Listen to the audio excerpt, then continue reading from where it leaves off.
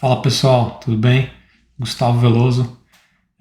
Bom, hoje o conteúdo é um pouco diferente aqui, né? Venho abordando bastante coisa nos últimos tempos relacionado à inteligência artificial e também, como minha especialização é mais em cibersegurança, eu acabo tocando bastante em assuntos aí de cibersegurança. Mas eu queria falar também algo assim que recentemente em algumas consultorias, trabalhos que eu venho fazendo, né? Vem tendo muita demanda para o meu lado, né? E eu acho que é algo hoje que quem, né, trabalha com tecnologia, principalmente em cloud, eu acho que são ferramentas que todos precisam conhecer, né? Isso, inclusive eu, né? Eu quero compartilhar que eu não sou nenhum especialista, né? Um especialista assim, uma pessoa, né, um profissional que tem o foco, né, nesse desenvolvimento, né, de código aqui, né, em Terraform, né? Então, assim, o conteúdo do vídeo hoje é dar uma breve introdução de Terraform, quero falar um pouco da minha experiência, o que vem acontecendo, né, no mercado que eu venho notando e o porquê, né, eu estou começando a estudar Terraform, né, e o porquê você também deveria, né, estudar, né, por que é importante. Então, assim, como eu comentei, né, o meu trabalho hoje é bastante focado em cibersegurança, né, então cibersegurança é uma área bem abrangente, né, dentro da minha área de especialização eu atuo em diversas frentes, né, minha principal, né, eu vou dizer, né, especialidade é identidade, né, então, assim, eu trabalho bastante com projetos aí de gestão de identidade, migração aí de provedores de identidade, esse tipo de coisa. E assim, até então, né, não havia muito a necessidade de fazer provisionamento, né, de código, né, de automação dentro dessas ferramentas, né. Como são projetos assim transitórios, né, então assim, ou seja, o cliente está num um ambiente de identidade A, ele quer mudar para um ambiente de identidade B, geralmente a gente tem, né, ferramentas específicas para fazer essas transições, e uma vez que é feito, acabou o projeto, né? Mas aí o que também vem acontecendo é o seguinte, né? Muitos desses meus clientes, eles já passaram dessa fase de transição, tá? Então, assim, trabalho, né? Meu foco bastante é a parte de identidade da Microsoft, né? Então, vocês acabam notando aí que eu falo muito, né? Sempre meus exemplos, referências são Microsoft, que eu trabalho nessa linha, né?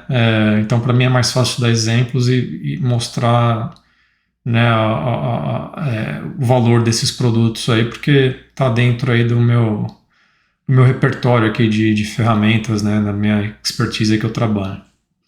Então, voltando, né, como eu estava falando, né, muito hoje desses clientes eles já passaram dessa fase de transição, né, de adoção de cloud, né, aquela fase, né, de early adopters, né, início aí de adoção de cloud. E eles estão agora já numa fase aí, vamos dizer, entrando para uma fase mais avançada aí de gestão de cloud, né. Entrando numa fase mais avançada aí de gestão de cloud, traz também seus desafios, né, de fazer essa gestão. Então, por exemplo, quando você vai fazer o provisionamento de um recurso novo, né, então vamos falar, né, a criação de um servidor novo. Todas as clouds oferecem, né, a forma mais, vamos dizer, fácil de fazer, né, o deployment desse servidor é através, você vai lá, né, abre o portal, né, vamos dizer, falando de Microsoft, vai lá, conecta no portal da Azure, né, vai dando lá, seguindo lá um wizard lá, criar um novo servidor, escolhe o sistema operacional, escolhe memória, as especificações ali desejadas, né, segurança, rede, disco, etc e tal. E você clica lá, criar lá, e o serviço é criado, né? A VM, né? A máquina virtual, né? A virtual machine é criada e fim de papo, né? Então, e essa forma, vamos dizer, mais comum de criação de recursos. Mas, assim, quando a gente está falando aí de ambientes extremamente complexos, né? Onde é necessário fazer a criação, criar uma máquina, apenas uma máquina dessa forma é fácil, né? Agora, imagina se você precisa criar 100, 200, 1000 máquinas dessa forma. Ou outros N tipos de recursos aí, né? Redes, discos, enfim. a utilização dessa técnica, né, desse método manual acaba se tornando mais demorado, né, menos produtivo e muitas vezes passível aí de erro, né? Então, às vezes você clica uma máquina lá, cria numa determinada configuração, aí você quer criar uma segunda, terceira, uma quarta e uma quinta. Vai que em algum momento ali, né, na pressa ali, você esquece de clicar para manter, sei lá, um IP privado e você coloca lá para a máquina subir com um IP já público na internet. Então a máquina já nasce ali com uma possível vulnerabilidade, entendeu? Então, assim, infraestrutura como código, né? Até fazer aqui, né? Apontar aqui para vocês, né? Então, assim, acabou se tornando muito comum, né? Porque traz, né, essa forma, né, de padronização da gestão do seu ambiente. Então, a infraestrutura como código ela vem basicamente para resolver isso, né? Então, você consegue criar, né, uma automatização. A partir do momento que você cria teu código inicial lá, aquele código já serve como referência para mais códigos. Então, se você cria um código para construir uma máquina virtual, você pode criar esse código para construir mais de uma máquina, N máquinas. Vai aí de como você instrumenta, né, esse código aí. Então, assim, a maioria desses clientes, né, eles hoje, né, passaram, né, a adotar esse modelo de infraestrutura como código, né. Os times, né, que são responsáveis por esse tipo de modalidade, né, meio que, né, houve aquela... E tudo isso que eu estou falando não é novidade, né, muitos de vocês talvez já ouviram falar bastante, então também não vou... depois deixa nos comentários, né, se vocês querem ouvir coisas mais específicas de alguma dessas técnicas, né, e métodos que eu vou estar falando, mas como eu sei que já não é novidade, isso não é novo hoje, talvez vocês já estão bastante ambientados e tudo mais. Então, assim, com, né, o avanço aí de cloud, né, as empresas, né, passando para um nível de maturidade mais alta, elas começaram, né, a trazer, né, esses times de infraestrutura, né, e de desenvolvimento, eles começaram a trabalhar mais próximos, né, e aí foi, né, convencionado, né, criado um modelo que hoje é bastante conhecido, que é esse modelo de DevOps, né. Então, DevOps aí é a junção aí de operação e dev, né? Então esses times hoje eles trabalham mais numa forma mais sinérgica, né? Eu lembro lá atrás quando eu comecei a trabalhar, né, com tecnologia, comecei a trabalhar com infraestrutura, né? Então eu era um profissional ali mais né, na área de redes, né, operações de rede e infraestrutura. Então quando um time lá de desenvolvimento de sistema precisava, né, criar um servidor ou alguns servidores novos para hospedar uma aplicação que eles estavam desenvolvendo, eles chegavam nesse meu time lá e falavam, a gente precisa de um servidor assim, assado, né? Esse servidor precisa ter redundância, então a gente já sabia que precisava ser mais de um servidor e tudo mais. Precisa ter balanceamento de carga, blá, blá, blá. Então a gente fazia desde do provisionamento, né, desse servidor na rede, né? Então, cabeamento de rede, né? Eu estou falando da época que não existia cloud, né?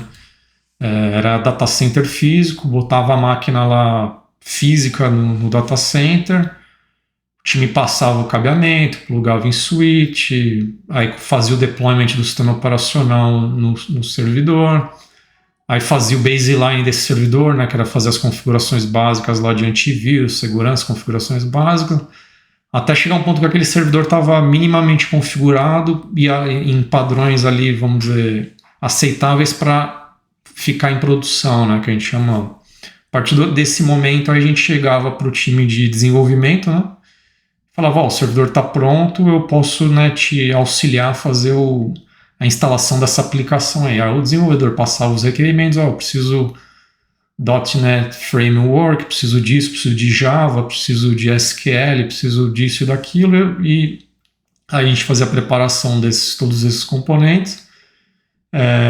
Aí o desenvolvedor passava as instruções de como fazer a instalação do código lá, né? Às vezes precisava fazer muita coisa manual, rodar scripts, fazer algumas configurações, conectar, né, a aplicação no banco de dados e beleza. E aí tudo estava pronto. Isso, né, falando assim, parece ser simples, mas isso era uma atividade que demorava dias, né? Fazer a instalação do servidor no rack demorava 1 dia, 2 dias, cabeamento e tal. Então, esse processo de deployment aí ia fácil 1 semana, 15 dias, dependendo da complexidade, né? Às vezes para passar fibra ótica, conectar o servidor num storage de alta performance e tal. Enfim. E, então, assim, era assim que se trabalhava, né, antigamente, né, esse modelo, né? Time de infraestrutura construía infraestrutura, time de desenvolvimento construía o código. E aí, em algum meio termo lá, esses dois times eles se reuniam, faziam um aperto de mão lá, chegavam no acordo das configurações e instalava, né, o sistema aí. Então, hoje isso mudou, né? Fiz esse paralelo só para, né, mostrar como é que hoje esse modelo de DevOps funciona, né? Então, DevOps hoje, esses times, né, eles trabalham dentro aí da mesma caixinha, né? Basicamente, os skills ali são parecidos, né? Então, antigamente, o profissional de infraestrutura que só trabalhava com infraestrutura, ele acabou hoje, né, tendo que migrar, aprender bastante coisa aqui nessa parte de infraestrutura de código. E o cara que era desenvolvedor, né, que era algo mais natural, né, já aprender uma linguagem, ele acabou migrando também tendo que aprender componentes de infraestrutura, né? Então, como é que você hospeda a aplicação, né? Precisa colocar no servidor, precisa quais componentes. Então, esses dois profissionais, cada um caminhou para linhas opostos, né? Eles mais ou menos se encontraram no meio. E aí virou DevOps, né? E aí, né, avançando um pouco mais, né, o que aconteceu? Ficou mais uma caixinha, ficou um pouco de fora aí, né? Então o pessoal de DevOps ali, né, deu as mãos ali, tudo certo, a coisa começou a ter uma certa sinergia, andar para frente, né, de forma mais eficiente, mais rápida, mas também com o avanço de cloud, a importância, né, de construir ambientes seguros já no nascimento ficou evidente aí, principalmente de 2, 3 anos para cá, onde uma série de vazamentos aí de dados, uma série de hacks aí que aconteceram, né, de configurações mal feitas na nuvem, né, ou seja, dados ficaram, né, sendo expostos, né, por má configuração.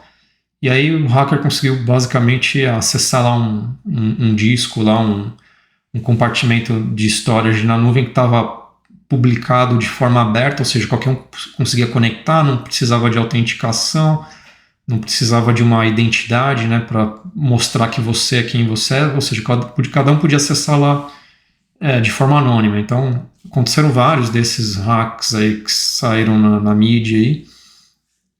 E aí, né, dito isso, né, o que aconteceu? O modelo de DevOps meio que evoluiu para um modelo chamado, né, de DevSec, né, Sec de Security Ops, né? Então, hoje as organizações que estão empregando aí as práticas aí mais modernas, né, e o nível de maturidade mais alto dentro da nuvem, eles estão meio que trabalhando nessa junção aí de desenvolvimento, né, o time de operações, infraestrutura e segurança, né, passou a ficar também mais ou menos dentro da mesma caixinha, né, ou seja, para o código nascer já seguro, seguindo boas práticas aí na publicação dessa infraestrutura na nuvem, e esse time de segurança fazendo esse tipo de validação, né? Todo mundo ali, né, trabalhando junto ali, dando mais sinergia, né? E aí que eu comecei, né, hoje eu já há alguns anos trabalhando como especialista de cibersegurança, em alguns momentos começou a haver essa necessidade, né, desse entendimento melhor dessa parte de desenvolvimento de infraestrutura como código, para poder auxiliar meus clientes, né, vamos dizer, nessa jornada mais avançada para cloud, né? Então, assim, eu nunca fui nessa linha mais de desenvolvimento de dev, mas acabei vendo aí uma necessidade, né, de aprender esse tipo de linguagem para poder, né, ajudar melhor meus clientes aí. Então, assim, eu quero gravar, né, então esse vídeo aqui eu a ideia é só dar esse overview aqui, falar um pouco do meu background. Em vídeos anteriores eu nunca acho que comentei sobre isso, esses detalhes que eu tô falando com vocês aqui. Então, o que eu quero fazer, né? Então, a ideia é a gente gravar aqui alguns, né, uma sequência de alguns conteúdos, né? Não dá pra gente fazer tudo respeitando também, né? Eu sempre comento nos vídeos, né? Eu gosto de fazer vídeos não longos, né? Muito longos, né? Então, um limite aí de 15, 20 minutos, dependendo, talvez esses de Terraform ficarão um pouco mais aí compridos aí. Por conta que é extenso, a minha ideia é abordar, né? Fazer uma parte bem mão na massa, hands-on, então abrir, né? Instalar o Terraform, fazer algum código simples lá para rodar aqui e gravar para vocês verem como funciona. Então, assim, quero gravar um pouco da minha jornada, o que eu venho fazendo, aprendendo aí dentro de Terraform, né? Falando mais especificamente de Azure, tá? Então, meu foco é assim, se você trabalha hoje na tua empresa com Amazon, AWS ou Google, os conceitos que eu estou falando aqui basicamente serão os mesmos, tá? O que vai mudar a cloud que você está utilizando, mas o conceito aqui de Terraform vai ser o mesmo. Eu vou dar para você ali alguns pontos, alguns dos pontos críticos no caminho das pedras ali para você construir o código específico para a tua nuvem que você vai estar trabalhando. Mas no caso aqui que a gente vai estar fazendo a sequência de vídeos vai ser em Azure, então assim, se você quiser acompanhar, né, replicar, né, o que eu vou estar gravando aqui fazendo, você vai precisar criar uma subscription aí dentro da Azure, né? Ter uma assinatura aí de Azure para a gente rodar junto isso aqui. Então a ideia na sequência dos vídeos aqui então fazer, né? Falar um pouco da minha jornada aqui, vou gravar algumas coisas, publicar alguns conteúdos aqui desde a instalação, conexão do Terraform com Azure e a criação de alguns códigos, para criar recursos dentro da nuvem, tá? Então a ideia é essa. E aí na sequência disso, né, eu vou querer entrar também na parte, né, do Cloud Adoption Framework, né, da Microsoft. A Microsoft tem um framework aí de adoção de cloud, que são as melhores práticas, e existe códigos disponíveis em Terraform para você fazer, né, a adoção, né, a implementação dessas, são, né, zonas de aterrissagem ou landing zones, né, que é muito comum esses termos aí para quem hoje trabalha com cloud, trabalha com mais nessa parte de DevOps, tá acostumado a ouvir esses termos aqui. Então a ideia é a gente começar do basiquinho, né, criar um recurso, dois ali através do Terraform, e aí a gente vai até avançar nesse ponto de criar esses recursos, essa implementação através desse modelo aqui de adoção de framework aqui, tá bom? Então é isso. Então a ideia é a gente, na sequência aqui, pessoal, né, a gente falou o que é, né, o que é a parte de infraestrutura como código, né, e mais especificamente Terraform. Eu não vou entrar, tá, então, alguns detalhes, né. O porquê do Terraform, né? Você fala, pô, Gustavo, mas por que você não fala da linguagem da Microsoft? Cada cloud tem a sua própria linguagem, né, de infraestrutura como código, né? Então, assim, se você procurar a AWS, ela tem a linguagem dela, a Google tem a linguagem dela e a Microsoft tem a linguagem dela. A Microsoft chama Bicep, né? Então, se você não quer usar Terraform, às vezes a tua empresa só utiliza Microsoft. Faz sentido você só utilizar, então, a linguagem dela, Bicep, ao invés de Terraform. Mas por que eu quero ir para o lado do Terraform e não o Bicep em específico? Porque, assim, o que eu vejo na maioria das organizações, e isso é uma das proposições de valor do Terraform, é a capacidade de ter essa linguagem única, né, de infraestrutura como código para várias clouds, tá? Então, assim, por que Terraform e não Bicep, Gustavo? Porque Terraform traz essa capacidade de abstrair, né, criar uma linguagem única, ou seja, se a tua organização tem Google, tem Amazon, tem Microsoft, e você não quer que teus times ficam desenvolvendo código, para subir recurso na Google, eu vou desenvolver código da linguagem da Google. Para fazer subir recurso da Microsoft, eu vou fazer código na linguagem da Microsoft, né? O Bicep que eu falei. E a Amazon a mesma coisa. Então, para você não precisar ter seus times trabalhando, né, em diferentes versões aí de linguagens aí de infraestrutura como código, o Terraform, né, ele consegue, né, através desses providers aqui, você vai fazer lá dentro, depois eu não vou falar hoje nesse vídeo que já está ficando comprido, mas aí você faz a chamada do teu código para você falar, ó, a gente vai estar falando com Azure, então você vai colocar lá o provider Azure, provider Amazon, provider Google, tá? Então essa é a grande vantagem de utilizar Terraform, tá? Essa proposição de valor é o porquê, tá bom? Que a gente vai estar falando desse cara aqui. E aí o segundo motivo é o seguinte, como eu estou falando para vocês que eu trabalho com bastante clientes, eu faço bastante consultoria, o que eu mais vejo dos meus clientes hoje utilizando como linguagem de infraestrutura como código é o Terraform. Eu não vejo, assim, eu vejo muito pouco dos clientes, por mais que ele só esteja utilizando Microsoft, ele não tem nenhuma outra cloud, ele está usando Terraform. Se ele está na Amazon e não tem nenhuma outra cloud, ele está usando Terraform. Google, mesma coisa. E por que disso? Existe muito um mindset, né, no mercado, né, que assim, ok, hoje eu estou usando Microsoft e eu desenvolvi todo o meu código em Terraform e estou utilizando Microsoft. Se amanhã eu quero mudar o meu ambiente da Microsoft para Google ou para Amazon, o meu código já está mais ou menos pronto, né? Obviamente você vai ter que fazer, a gente vai falar, né, nos vídeos, né, seguintes, né, você tem que modificar os providers, tem modificações em código que precisa ser feito para o teu código funcionar em Amazon ou Azure ou Google, por exemplo. Então, assim, se você ouviu aí que eu desenvolvi meu código em Terraform para Azure, se eu quiser rodar na Amazon, eu só preciso apontar lá, é super fácil, tal. Isso é mentira, isso não existe. Você precisa fazer modificações no código, porém as modificações são mais simples, né? É mais fácil você transicionar o teu time, teus desenvolvedores de uma cloud para outra se o padrão, né, de linguagem básica e de infraestrutura como código já está normalizado com Terraform. Isso é fato, é mais fácil fazer essa transição do que precisar reescrever todo um código para a linguagem da Amazon, Microsoft, enfim, qualquer uma delas, tá bom? Então só queria falar desses poréns aí, se você já ouviu falar algo diferente disso, provavelmente falaram errado, tá bom?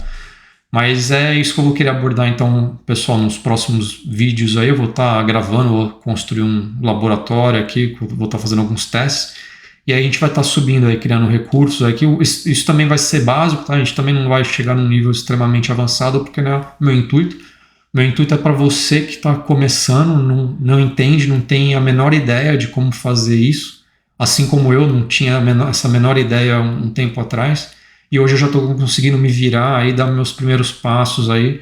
Eu estou conseguindo ajudar bastante meus clientes porque o Terraform já não é um empecilho para mim para fazer a entrega final, né? Geralmente o que eu faço é minha consultoria de cibersegurança, mas muitas vezes preciso ajudar o cliente nesse meio termo aí, que é esse código que cria essa construção desses recursos na nuvem.